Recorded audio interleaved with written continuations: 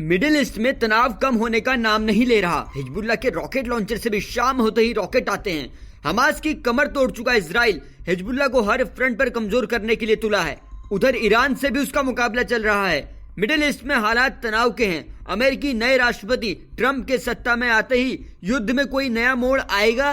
क्या है पूरा अपडेट, देखिए हमारी इस वीडियो से।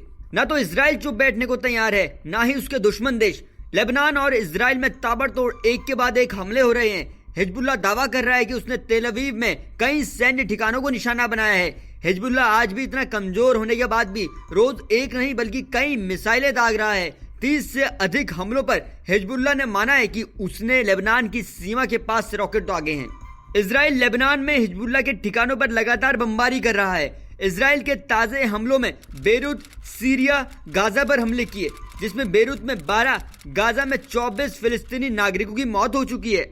लेबनान की हेल्थ मिनिस्ट्री ने लेबनानी सरकारी स्वास्थ्य केंद्र में बर्बर हमले की निंदा की। उसने कहा कि ये 2 घंटे से भी कम समय में स्वास्थ्य केंद्र पर इजराइल का दूसरा हमला है। इससे पहले सीरिया की सरकारी समाचार एजेंसी ने बताया कि इजराइल ने दमिश्क और आसपास के क्षेत्रों में कम से कम 2 हवाई हमले किए, जिसमें 15 लोग मारे गए और 16 से ज्यादा लोग जख्मी हो गए। हाल ही में इजरायली हवाई हमलों में 200 से अधिक हिजबुल्ला आतंकियों को ढेर किया गया। करीब 140 रॉकेट लॉन्चरों को शांत कर दिया गया। इजराइल गाजा में अपने दुश्मन हमास की कमर तोड़ चुका है।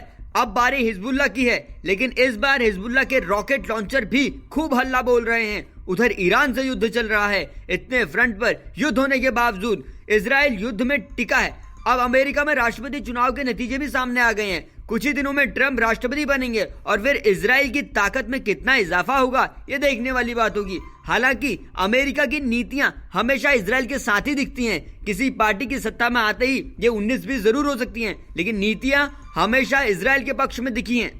मिडिल ईस्ट में चल रहे इस तनाव के बारे में हम आपको एक एक अपडेट सबसे पहले देते हैं। बस आप जुड़े रहिए जनसत्ता के साथ।